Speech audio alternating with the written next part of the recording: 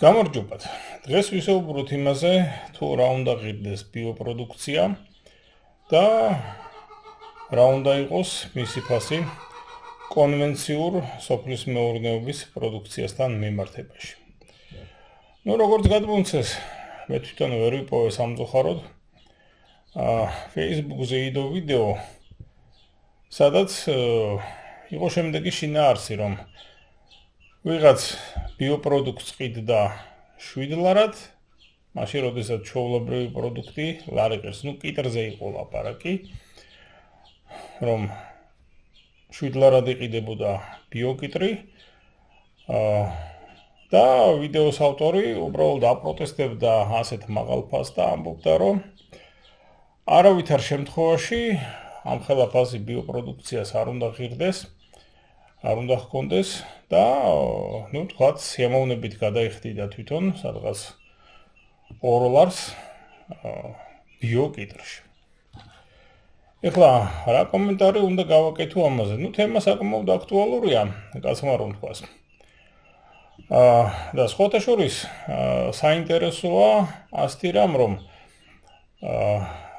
ვიდეოს ავტორი, რომელიც ორჯერ მეტის გადახდას აპირებდა ბიოპროდუქტში, ეთყობა ინფორმირებულია ევროპული ბაზრებიდან, იმიტომ რომ ევროპაში სწორედ ესე 80-დან 100%-მდე, ანუ 100%-ით მეტი არის ბიოპროდუქტის ფასი. ეხლა რა შეიძლება ღირდეს ეს საქართველოში? პირველ რიგში ის, რომ ევროპისაგან განსხვავებით ჩვენთან არის ცოტა განსხვავებული სიტუაცია.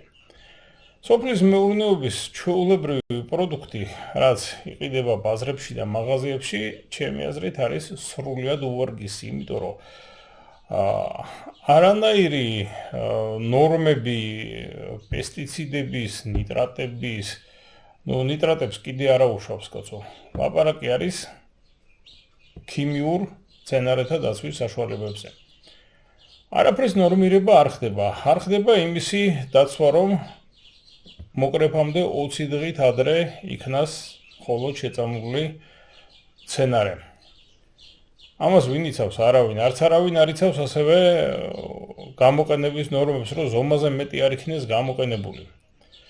შემდეგ, გარდა ამისა, არ ხდება კიდევ ნორმალური ეკიპირების დაცვა მცენარეების შეწამვლისას.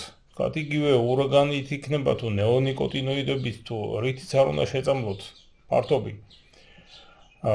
ვის აცვია ადეკვატურად და ვის აქვს შესაბამისი ეკიპირება. FFP2 ეს ძალიან ძნელი საშოვნია, ეს ლაპარაკი არის პირბადაზე და FFP3 ხომ საერთოდ შეუძლებელია, რომ დღეს საქართველოში იშოვო. ხუდა.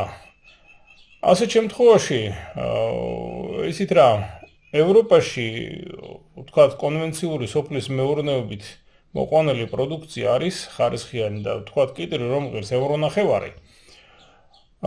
კი ბატონო, ის კიტრი არის აბსოლუტურად უვნებელი. მართალია, მოყვანილია კონვენციური საშუალებებით. ეხლა გარდა იმისა, რომ მეურნემ, ვინც ეს მოიყვანა, თავს იცავდა საკმარისად ეფექტური საშუალებებით, გარდა ამისა, მას დაცული აქვს სანიტარული ნორმები და კონტროლიც ხდება აგრეთვე, რომ ზედმეტი პესტიციდი არ მოხვდეს სოფლის მეურნეობის პროდუქციაში და ადამიანები არ უნდა დაიწამლონ ამით. მოწამვლაზე არ არის ლაპარაკი, მაგრამ ქრონიკულად რომ მივიღოთ ეს შხამი მცირე რაოდენობით, არც ეს არ არის მაინც სასიამოვნო და კარგი და ამას მოყვება ხოლმე მერე ხანგრძლივი შედეგები. ასე ვთქვათ, სიმსივნეების და 1000 სხვა დაავადების სახით. ამიტომ ფაქტიურად, როცა ვლაპარაკობთ კონვენციური სოფლის მეურნეობის პროდუქციაზე, ევროპაში არის კონვენციური სოფლის მეურნეობის პროდუქცია, რომელიც არის აბსოლუტურად უვნებელი მისაღები და საქართველოში ასეთი რამე არ არის. ამიგეთ. ამიტომ ლარიან კიტრს რომ შევადაროთ რეალურად ბიო რაც არის, 7 კი არა, 10-იც რომ იყოს ხოობა 10ჯერადი. არც ეს არ იქნება გასაკვირი. ანუ ბიოპროდუქცია საქართველოში უნდა ღირდეს იმდენი, რაფასადაც იშოვით და რაფასადაც შეუთანხმდებით, ასე ვთქვათ, მის გამყიდველს და მწარმოებელს. თორემ, ეხლა ვინმემ რომ ვთქვათ, მე ჩემ პროდუქციაში ამ წუთში შემომთავაზოს, ვთქვათ, ჩვეულებრივ პროდუქციაზე 2ჯერ მეტი ფასი, ამას აღვიქვამ როგორც პირად შეურაცხყოფას და ასე შემთხვევაში პასუხით ჩემგან იქნება ზუსტად ისეთი, როგორც პირად შეურაცხყოფაზე ვუპასუხებდი. და ეს ერთ-ერთი მიზეზია, რის გამოც, ვთქვათ, საერთოდ არანაირი სურვილი არ მაქვს ამ პროდუქციის სასაქონლო წარმოების, იმიტომ რომ მე ვაწარმოებ ჩემთვის და გარდა ამისა, ჩუქნი ჩემ ახლობლებს. всё, მორჩა გათავდა. მეტი არავითარ შემთხვევაში. და ვთქვათ, დღევანდელ პირობებში მე სადღაც 15 კოეფიციენტს შევაფასებდი, რომ ის რაც ლარად იყიდება, ბიოპროდუქტის შესაბამისი უნდა იყიდებოდეს 15 ლარად, იმიტომ რომ ის პროდუქცია სასოფლო-სამეურნეო, რაც ჩვეულებრივი კონვენციური სოფლის მეურნეობის მეთოდებით მოყავს დღეს საქართველოში, არ არის უუნებელი, ასე ვთქვათ. ეხლა რა მოხდება თუ საქართველოში ამ მხრივ დამყარდება წესრიგი?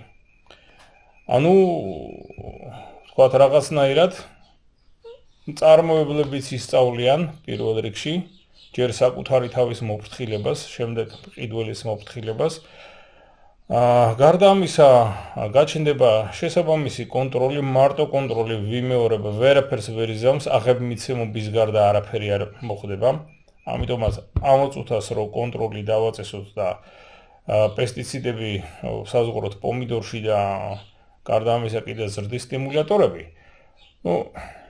აზრი არ აქვს რა. აღებმიცემობის მეტი და მექრთამეობის დამატებითი წყაროს მეტი არაფერი არ გაჩნდება. პროდუქცია იქნება ისეთივე უხარისხო, რა უხარისხოც გვაქვს. ასე რომ პირველ რიგში მოხდება ავტომატურად კონვენციური სოფლის მეურნეობის პროდუქციის გაძვირება.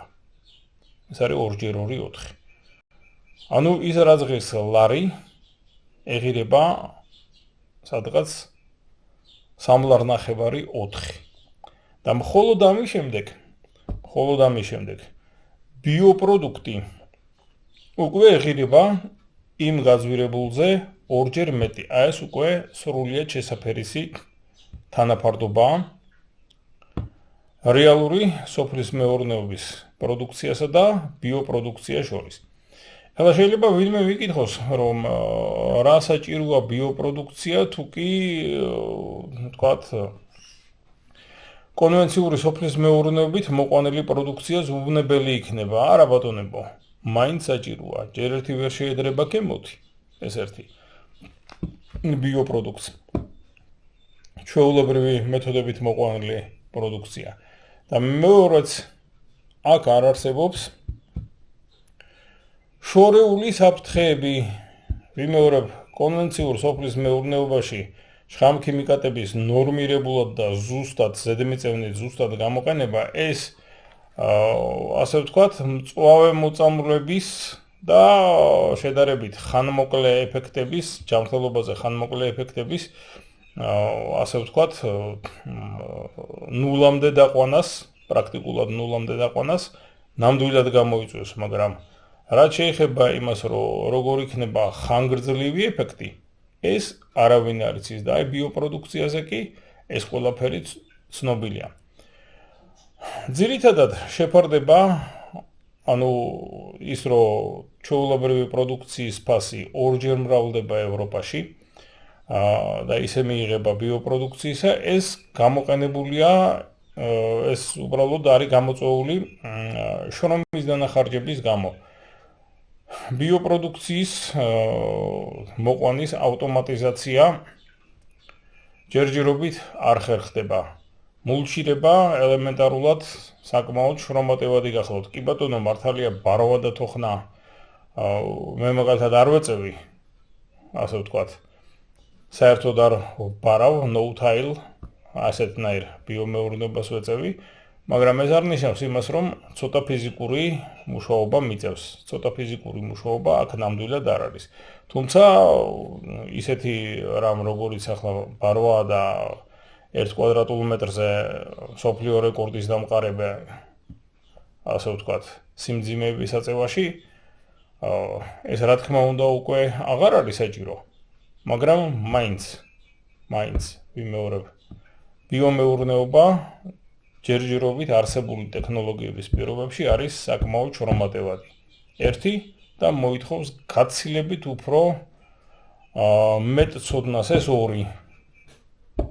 ბიომეურნე, ასე ვთქვათ, ჩვეულებრივ მეურნესთან შედარებით, ჩვეულებრივ სოფლის მეურნეობასთან შედარებით, არის ბევრად უფრო განათლებული და სასურველია, რომ უფრო მეტად იყოს განათლებული, რომ ასე ვთქვათ, ბიოპრეპარატების ნაწილის მაინც სახლის პირობებში მიღება და გამრავლება შეძლოს.